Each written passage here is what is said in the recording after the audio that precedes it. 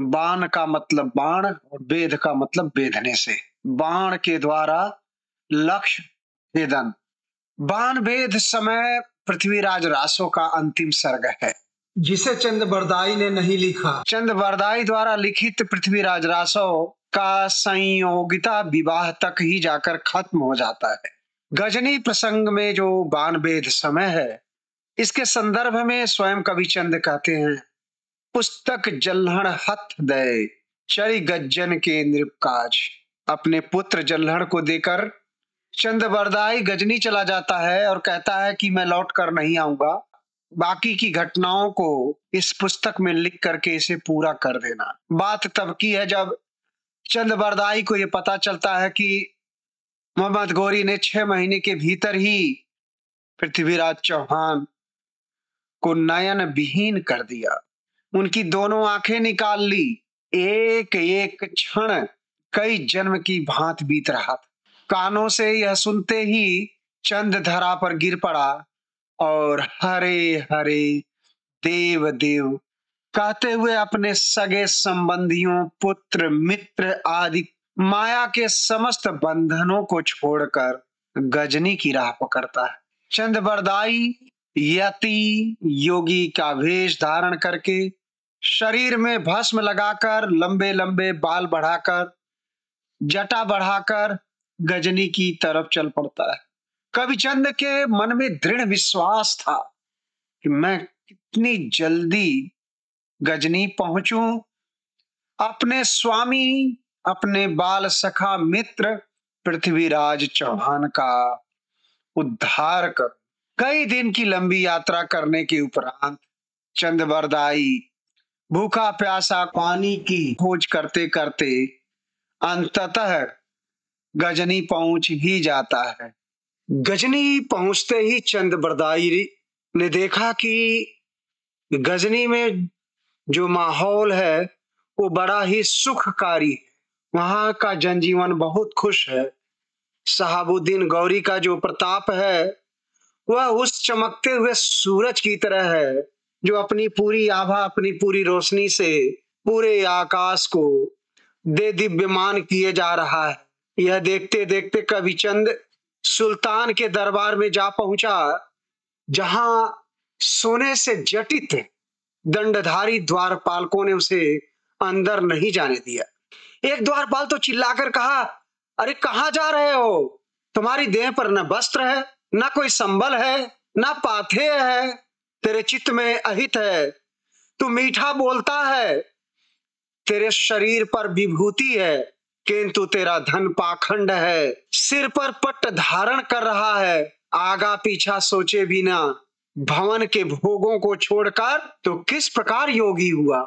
चंद ने कहा, हे यमन पहरेदार, मैं ऐसा योगी हूँ यथा यम जोगियों का इंद्र होता है। जितने गण, गुरु, यति आदि छंदों के अंग होते हैं, उन सबको तथा कविता के संपूर्ण सुंदर छंदों की रचना की है मैंने। मैं जानता हूँ, रसीले रसों, भावों और फिर गीतों तथा गाथाओं के गुणों का ज्ञान रखता हूँ। इन सब की इच्छा करके पूछने पे मैं कह सकता हूँ कि यदि तू सुल्तान से निवेदन करे। तब यमन पहरेदार हंसा और उसने कहा कि हे कविचंद, मैं तुझे जानता हूँ, एक क्षण द्वार पर रुको, मन को हतोत्साहित ना करो, मैं भेजता हूं तुम्हें। शाम का समय था।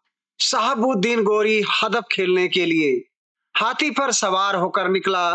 उसके लश्कर में विभिन्न प्रकार के घोड़े थे, मजे हुए सरदार थे, जो किनारे पर खड़े होकर झुक झुक कर गौरी का अभिवादन कर रहे थे। कविचंद भी अपना हाथ उठाकर सुल्तान को आशीर्वाद दिया। चंद सुल्तान के सामने प्रकट होकर अपना परिचय देता है और कहता है कि पृथ्वीराज चौहान और मैं एक ही दिन, एक ही साथ पैदा हुए थे, एक ही साथ बड़े हुए हैं। मैंने सुना है कि पृथ्वीराज की आंखें आपने निकाल कर उसे अंधा कर दिया है। मुझे एक बार उसका दर्शन करवा दो, बद्री आश्रम चला जाऊंगा।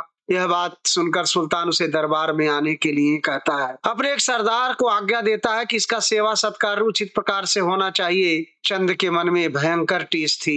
उसकी अंतिम अभिलाषा थी कि मैं अपने बाल सखा, अपने स्वामी राजा पृथ्वीराज चौहान का उद्धार किस प्रकार कर सकूं, अपना अपयश किस प्रकार धो सकूं, किस प्रकार से अपने अपयश को मिटा सकूं। खैर, दूसरे दिन दरबार लगा, सभी मंत्री दरबार में हाजिर हो गए। कवि चंद भी हाजिर हुए और सुल्तान से प्रार्थना की।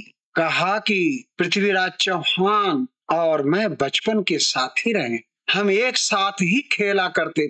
जब भी कोई जरूरत पड़ी मैंने पृथ्वीराज से मांगा और उसने मेरी आवश्यकताओं को पूरा भी किया। इस प्रकार से हम दोनों अभिन्न मित्र हैं सुल्तान। लेकिन मैंने एक दिन पृथ्वीराज चौहान के मुंह से सुना, स्वयं पृथ्वीराज चौहान कह रहे थे कि मैं शब्द भेदी बाण चलाता हूँ और घंटे घड़ियाल को एक साथ ही भेद सकता हूँ। जहाँ पना आज तक मेरी वो मनोकामना पूरी नहीं हुई और जिसे मैं आज पूरा करना चाहता हूँ। यह बात सुनकर शहाबुद्दीन गौरी हंस पड़ा और कहा, भट्ट तुम्हारा राजा आंखें विहीन है, पृथ्वीराज चौहान कुछ नहीं कर सकता। चंद, ये आग्रह तुम्हारा बेकार है। चंद बरदाई ने फिर प्रार्थना की और अंत में सुल्तान स्वीकृति दे देता है। चंद को पृथ्वीराज के पास पहुंचाया गया, जहां पर पृथ्वीराज चौहान नेत्रविहीन दुखमय जीवन व्यतीत कर रहे थे। चंद ने कहा, महाराज आप सोमेश पुत्र हैं, आपकी वीरता, आपका यशोगान को कौन नहीं जानता है। आपके अंदर अभी शेष है कुछ करने का। आप निराश मत होइए, अपनी उस वीरता को याद कीजिए। चंद बरदाई की बातों को सुनकर पृथ्वीराज चौहान के जान में जान आई, फिर से बांह फड़कने लगा। भट्ट ने याद दिलाया, कहा कि आपने अंधेरे में उल्लू की आवाज सुनकर उसको मार गिराया था और कहा था आपने कि मैं तुम्हें शब्द भेदी बाण मार के दिखाऊंगा, ये मैं देखने के लिए आया। खैर पृथ्वीराज चौहान को चंद बरदाई सारी बातें, सारी योजना समझा देता है और फिर वापस दरबार में उपस्थित होता है। हालांकि शहाबुद्दीन गौरी का एक मंत्री सावधान भी करता है, पर सुल्तान हंसी में उसकी बात टाल जाता है। सोचता है यह अंधा है, निर्बल है, शक्तिहीन है, भला मेरा क्या बिगाड़ सकता है। पृथ्वीराज चौहान के लिए चंद बरदाई ने राजा से कहा, सुल्तान इनका श्रृंगार है धनुष बाण, आप इन्हें दे दीजिए और इनके सामने 7 घड़ियाल बांध दीजिए और आप देखिए कि एक साथ में ये आपको आवाज लगाते ही सातों को एक साथ भेद देगा। भेदने का सामर्थ्य रखता है। उधर चंद बरदाई पृथ्वीराज चौहान से कहता है, तुम ठीक से सुसज्जित अपने आप को करो, बदला लेना है, इसे मार गिराना है, इससे हमारे लोक परलोक सुधर जाएंगे। इंतजार मत कीजिए, संधान कीजिए महाराज। पृथ्वीराज चौहान दृढ़ता से तीर कमान को संभाल लेता है। चंद ने जोश भरते हुए पृथ्वीराज से कहा कि सुल्तान फरमान देगा, उस फरमान को ध्यान रखना, उस आवाज को ध्यान से सुनना। सुल्तान की पहली आवाज पर पृथ्वीराज चौहान ने प्रत्यंचा खींच ली। फिर दूसरा फरमान हुआ, सावधान मुद्रा में आ गया पृथ्वीराज चौहान और बाण को कानों तक खींच लिया। तीसरा शब्द जैसे निकला, पृथ्वीराज चौहान ने बाण छोड़ दिया। शहाबुद्दीन के जबड़े को छेदता हुआ माथे को पार कर गया। इस प्रकार शहाबुद्दीन का अंत हो गया। दरबार में हाहाकार मच गया, खलबली मच गई। चंद बरदाई ने अपनी कटारी से अपने आप को मार डाला। मरते मरते अपनी तलवार को पृथ्वीराज चौहान को दे दिया। हंसा उड़ गया, ज्योति से ज्योत समा गई। आकाश से देवताओं ने पुष्प की वर्षा की। शरीर धन, स्त्री पुरुष जड़ जंगम कुछ भी स्थिर नहीं है, सब नश्वर है, केवल अक्षर काव्य ही अमर है। और चंद बरदाई फिर कहता है, रासो अलम्भ नव रस सरस, चंद छंद किए अमीय सम, श्रृंगार वीर करुणा विभच, भय अद्भुत हसंत सम। प्रस्तुत कवित्व को आचार्य हजारी प्रसाद द्विवेदी और आलोचक नामवर सिंह जी ने पृथ्वीराज के संक्षिप्त संस्करण में इसे बाण भेद समय में रखा है, जबकि माता प्रसाद गुप्त ने इसे शहाबुद्दीन और पृथ्वीराज का अंत नामक शीर्षक के अंतर्गत रखा है। पृथ्वीराज रासो का काव्य सौष्ठव। नंबर 1, पृथ्वीराज रासो रासक शैली में लिखा गया काव्य है। नंबर 2, यह चरित काव्य है जिसका नायक पृथ्वीराज चौहान है। तीसरा, चंद बरदाई शब्दों का बेलाग प्रयोग करते। चौथा, हिंदी में चंद को छंदों का राजा कहा गया है।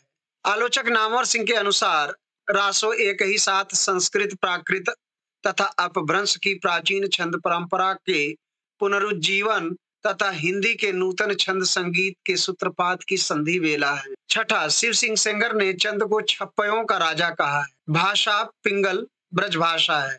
रस, वीर रस। 9वां, अरबी फारसी के शब्द भी दिखाई पड़ते हैं। 10वां, राजस्थान अनुश्रुति या परंपरा के अनुसार पृथ्वीराज रासो की रचना पिंगल ब्रज भाषा में हुई है। डॉक्टर उदय नारायण तिवारी के अनुसार लंदन में रॉयल एशियाटिक सोसाइटी में सुरक्षित पृथ्वीराज रासो की एक हस्तलिखित प्रति के ऊपर फारसी में लिखा है कि चंद्रवरदाई लिखित पिंगल भाषा में पृथ्वीराज का इतिहास। संक्षिप्त पृथ्वीराज रासो, पृष्ठ 166। रासो की भाषा प्रधानतः 16वीं शताब्दी में साहित्य के क्षेत्र में प्रयुक्त ब्रज भाषा है, ना कि डिंगल अथवा प्राचीन साहित्यिक मारवाड़ी न अपभ्रंश है। किंतु शब्द समूह के अपभ्रंश, समास और डिंगल रूपों का प्रयोग रासों में बहुत हुआ है। यह एक शैली मात्र थी जिसका प्रयोग वीर रस संबंधी स्थलों पर अनेक समकालीन कवियों ने किया, जैसे केशव, तुलसी, भूषण, चंद्रशेखर आदि। टेसी टोरी और डॉक्टर जॉर्ज ग्रियर्सन ने रासो को पश्चिमी हिंदी ब्रज की भाषा बताया है। स्रोत: